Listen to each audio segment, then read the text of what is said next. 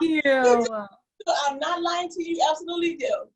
Oh my God, you are so nice. Thank you so much. But I do have to ask you, what is the lashes? Okay, you got. I didn't even introduce you because you just called me. You called me and was like, okay, I got it.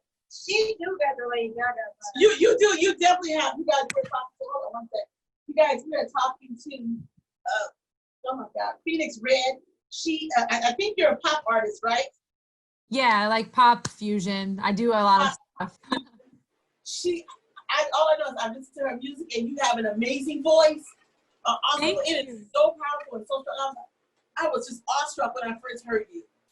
Thank you so much. That is so kind of you. I'm glad that it comes through even on some of the stuff that, I kind of take more of a rhythmic approach. Glad it comes through. Oh, okay. So first of all, where did the name Phoenix Red come from? Yeah, well, I've been writing music since I was 8, and I was just really looking, like when I moved to Nashville, I was 18, and I really wanted a brand that encompassed like how I viewed life. And I've been seeing a lot of struggle, and I really decided, young, that I was going to be that warrior for people. And I really wanted people to realize that the warrior mindset was a choice, and that you could never be a victim if you chose to be the warrior. And that's what Phoenix, the embodiment of the bird, meant to me. And so kind of like the phoenix that rises from the ashes.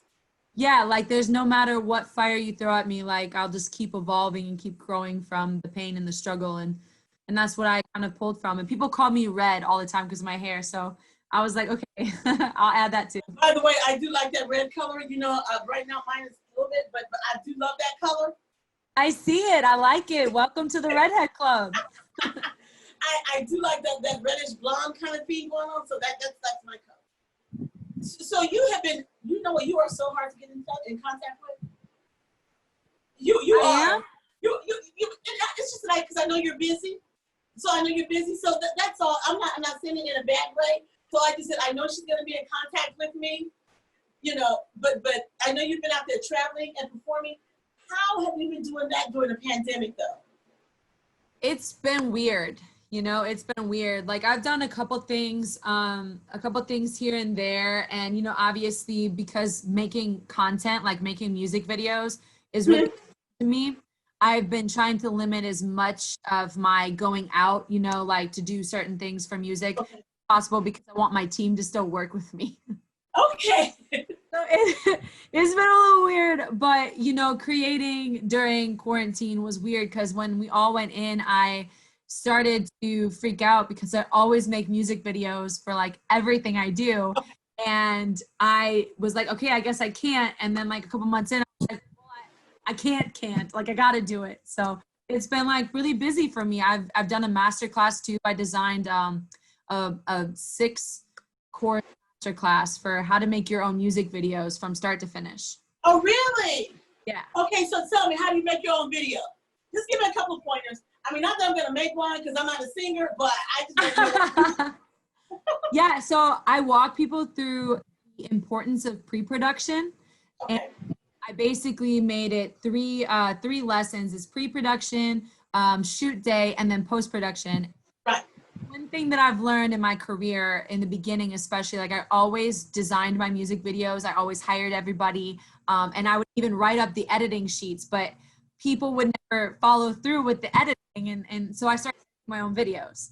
And that led me down this whole path of like, I've always been a doer. So I'm like, if you're going to take my money or waste my time and not give me a product that I put out with my face on it.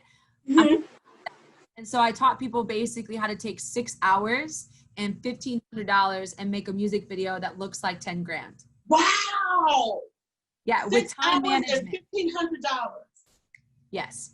And make it look like something that costed 10 grand and maybe a couple days of shoot time, because I was realizing people were coming up to me like, how are you paying for this?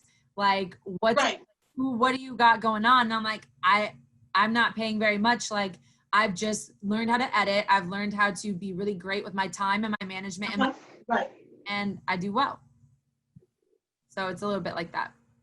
I want to get you for that. I want to get you fix the screen right. You're good. It's me on my end. It was me. So you're talking about editing. So you actually edit your own video? Yeah, I do. So I hire everybody, and then I treatment plan. I design the looks and the whole like idea behind the video. And then I bring in some co-collaborators. I work really closely with one of my choreographers. I have a troupe of dancers that I work with. I hire the same camera guy because he dumps me the footage, and then I edit it all myself and I put it out. Ooh, I will tell you this much, that one of the things I dislike about the creative, I love it when someone else does the editing for me. Because I do this of course, but I also write. So as a writer and as you're editing my footage, I know what I want it to look like. But as far as me sitting there doing it, no. Oh, girl, I'm with you. Like I never thought that I was going to be doing these things. I actually went to Nashville State Community College for my recording engineering degree as well. So I co-run my own studio here on my sessions. Okay.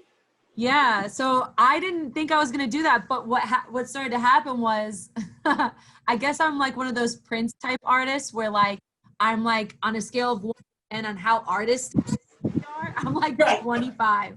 So if you like mess with me, I like can't function. So you either do it the way I need it, or I'm just gonna do it myself because I feel better that I have control over the way. See, and I am so like that too. I have an image in my head of the way I want something to look. So if it's not that, then I feel like I have to tell you, but then I feel like I'm becoming like a bitch. And I really don't want to be that way, but it's like I'm very precise about what I want, and I need you to tune into that. You know? Do you feel like on a percentage basis, like how often do you feel like you get a product that is what you asked for and you feel comfortable about when you put it out? Ooh. That's a good question. Look at her interviewing me. Oh my God. Oh my God. Oh my God. Well, you know what? I have one person now that does a lot of editing for me, and he pretty much knows that I'm meticulous about certain things. So he's like sometimes a little reluctant to take the step to do something on his own without asking me first, because then I'm gonna make him redo it. So he's like, good. I like that. Yeah, I want you to answer the question. See, here he is right now. He's like, he's running my cameras, and he's like, answer the question. You gotta answer the question. It's a hard question. It is really a hard question. So I feel like maybe like 60% of the time I get what I want. Because what happens is that once I see the final product, then I know I wanted other changes should have been done. So maybe like about 60% of the time. Yeah. Well, I mean, at least that's above 50. So, I mean, that's awesome. That's better. I was hovering around 50, but okay. I know. I kind of feel like you weren't as confident with the 60, but you wanted to give everybody else the benefit of the doubt. And see, that's what happens is you're like a really kind person and you're like, okay, well, I can just, it's okay. It can just be kind of what I want it to be. Like, I don't want to be like mean, like, but after a while, I realized like, especially for music videos, that was my thing. Like, I am such a visionary. And I put all this effort into creating this created world. And then you don't care a lot about it. You just want my money. And I'm not Lady Gaga, so it's not like it's going to up your career at all to do a fantastic job. Correct. So, if you're not going to be 1,000% in your heart, and that's what I realized is that only I am. And until I can find somebody that can do that for me and I can like be in my head, it's up to me to do it because I can't let the world see a video and they're like, oh, that they're not going to think like, oh, her editor let her down. Oh, her manager let her down. Yeah, they're going to be like, Phoenix Red sucks. And if they're going to say Phoenix Red sucks, it better be because I actually suck. Not because somebody... And I'll be honest, before I thought my editor was Dante, before I found him, I had a couple other people, and when I showed certain work that I did, they was just like, they ripped my editing apart. I was just like, oh my God. It was like the most embarrassing and hurtful thing, because in my mind, because I was just kind of learning what I really liked, and I'm just like, well, people like, well, I'm just grateful that they did it, even though they weren't doing it for free. Right, at exactly. Point, I was like, okay, it got done, but it wasn't up to the standards. Industry standards, it just was not there. So I just started saying, I like this, and no, I don't. And I don't care if you don't like it, but my name is on it. When my name is on it and my face is on it, that's a problem for me. There you go, girl. So I got you. I hear what you're saying. Yeah. I know. Sometimes you gotta say it twice for the people in the back, you know, for the women out here. I'm like, nope, you're going to listen to me. Please. You have no choice. When you say you're a visionary, and explain that to people, because a lot of people don't understand creative people, and they say they're a visionary. What does that mean to you? It means that I have intent, I think, like a massive amount of intent with my music. And I've realized very, very young, growing up in a really small town, that I just don't think like the average person. I truly believe that I see the world through an eye philosopher, and my means of that is music. And that's why a lot of times, I don't know if people are really getting what I'm saying. I know that I'm really flashy, so a lot of times there's a lot of jest with what I do. And even with my Raggedy Ann video that just came out, like it was on the farm, and I kind of went all like Vogue with my outfits. You know, I took some. Ooh, I gotta see the video. Have you seen it? No, I have to see it. You're just Oh, you have to see it. Yeah. So, and I like even wore a wig for a part, and then I made this milk bath. I had cows out there. Really? Yeah, I had like the full farm thing because I grew up milking cows. I grew up on a farm, rodeoing horses in the middle of Wisconsin. So when I moved down to Nashville, this was something that I avoided. I was like, no, I hate camo. No, I don't. Right. I don't do country music. Like I don't resonate with that.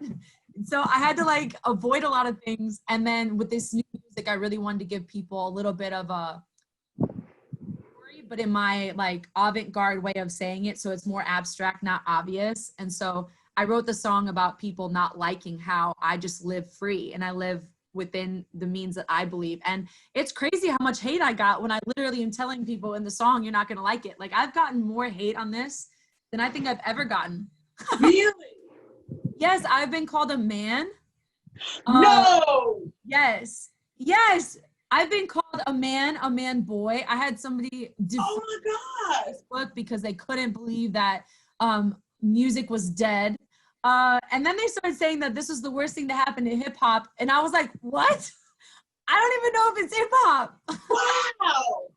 Yeah, people really were like really, really hateful. And I was like, damn, well, what, I guess, you know, they called Gaga a man, so I'll just ride it out.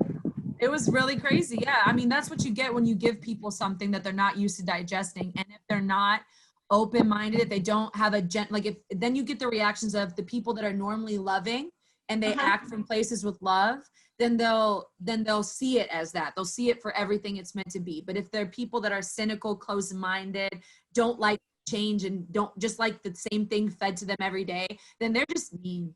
They're just really mean. It's mostly old dudes. It's mostly old dudes, huh? I think look, I just think that we need to get rid of the old white men. They all need to go. I'm done with all of them. They all need to just leave. I don't want to wait till I'm 50 to get rid of you. Can it happen now? Okay, did you just say get rid of all the old white men? Yes. Like they need to go.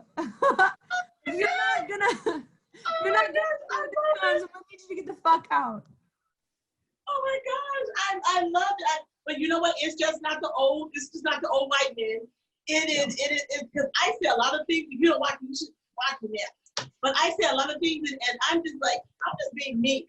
If you can't deal with that, I'm sorry. I'm not gonna apologize for it. I think I spent a lifetime apologizing for certain things I said or for not being who I am. And now I'm a certain age, and God said, "You are who you are." So amen. And that is what I've realized, especially with what's going on, you know, because it's nothing new. Like we're just in the same revolving stupidity pit. And it's like, you know, I realized that the most detrimental people that people like fear and that they get angry with are the people. And those are the people that are going to get the hate. If you're not jumping on either bandwagon and you're just like, hey, I love everybody. I love this. I love all these things. I'm just me. I talk to a bunch of people. I do whatever. I don't live in a box. People don't like that. And that's actually what Raggedy Ann was about. I said, you're not going to like it. You're not going to like this because I'm going to rip Barbie's head right off when I'm excited. Like, I'm excited. I'm going to rip Barbie's head off. You might not, but you'll be turned off by that, right? And I actually was talking about how I was born to do it, and I'm sick of apologizing for it. When I listened to it, I was trying to get